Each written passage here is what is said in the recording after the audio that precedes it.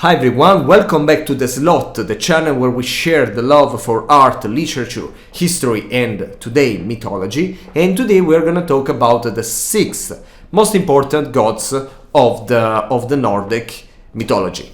First, Odin. You all already probably heard about him. He's the All-Father, is the father of all the gods in the Nordic mythology. He is the chief of all the gods, and the centerpiece of all the bureaucracy, politics, and everything. Is the god of war, but not war in the brutal meaning. War more like war strategies and law with wisdom. At the same time, is even the god of poetry, magic. Greek tends to use more gods for multiple. They're more differentiated. They're more specialized. In the Nordic culture, they prefer just to give more jobs to the same gods. We can say that. Then it's this old man with a long beard, and he has only one eye, and he's always accompanied by his ravens that are two. Hugin that represent the Thor, and Munin that represent the memory, that they fly across the world to gather information and the news for him. Then he rides a 8-legged horse. Nordic were kind of weird with this, I don't know.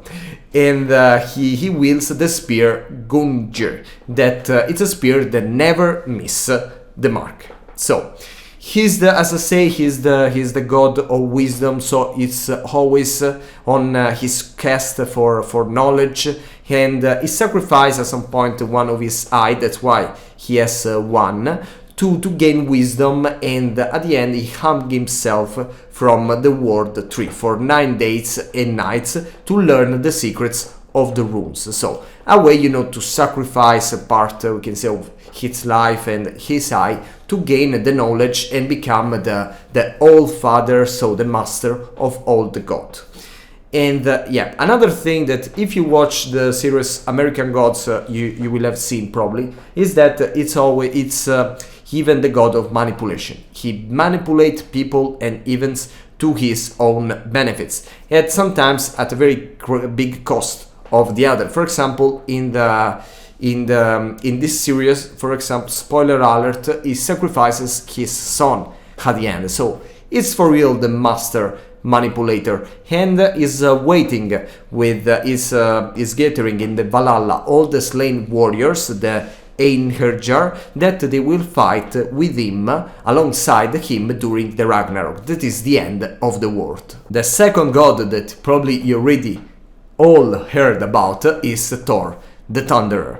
Now, Thor is actually depicted in the same way as the Marvel comic. When the Nordic mythology had to decide how to represent this god, they thought of the god of Marvel comics, and they made a representation of him, of course.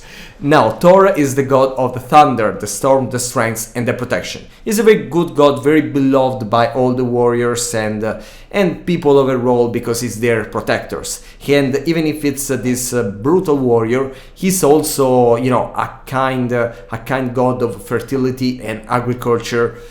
Probably you can understand the association with Chris Hemsworth, and is the son of Odin, the All-Father, and the goddess Yoro, that is basically the earth. Then he has this immense physical strength, and he wields his iconic hammer, the Mjolnir, that he can fly over the world and then go back to him.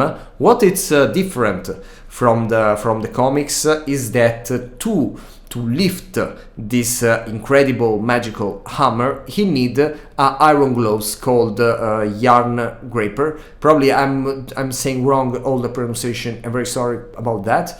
But to handle this hammer, you need iron glove. You cannot do it with bare hand like in the comic.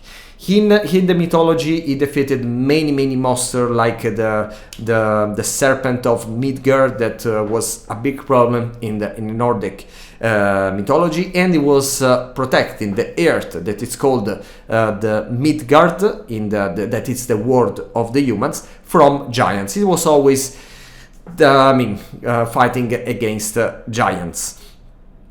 At the Ragnarok, that is the end of the world, he will die from the venom of the snake of the Midgard that is called Jormungandr.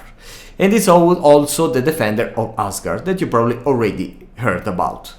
The third god that you all heard about is Loki, the trickster. Loki is the god of mischief, chaos and transformation. He's a very controversial figure. He's not necessarily a villain, but he caused the Ragnarok at the end in some way. In the Norse mythology, he is sometimes helping the other gods, sometimes he's betraying them.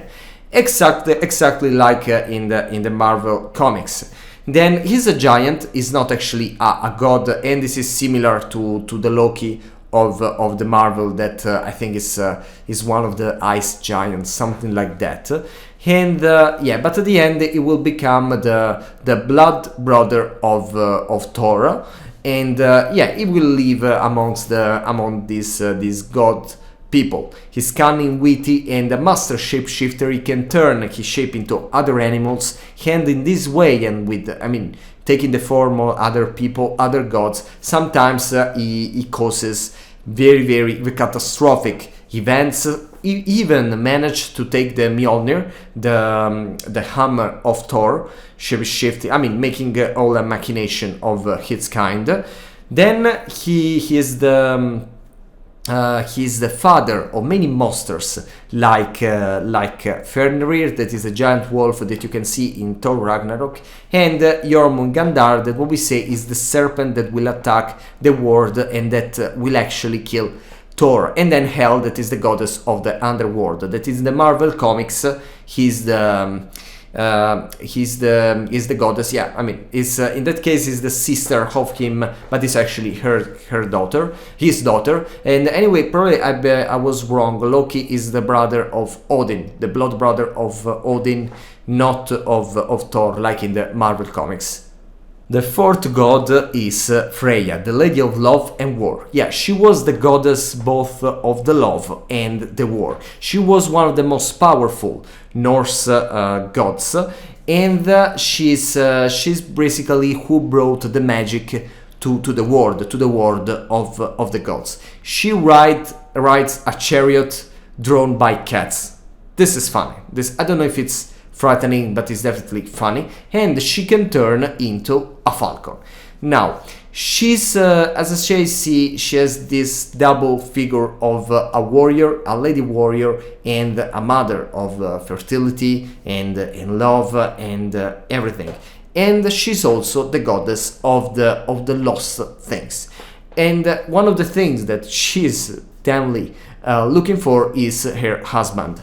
And all this idea, it's close to the concept of disappearance and the idea of passion and longing for someone that we miss. The fifth is Tyr, the god of war and justice. That, if you feel it's a little redundant to Odin and Thor, actually it is, because he is, because actually it was kind of the god of before them. Before they invented Thor and Odin, there was just Tyr, and he was the god of war, but in a more justice, low way, not like Odin that was a big manipulator and Thor that was the brutal strength. So Tyr was the more, the righteous god that, is sacrificed for the world. For example, to help to defeat Fenrir, that was the giant wolf, that was the son of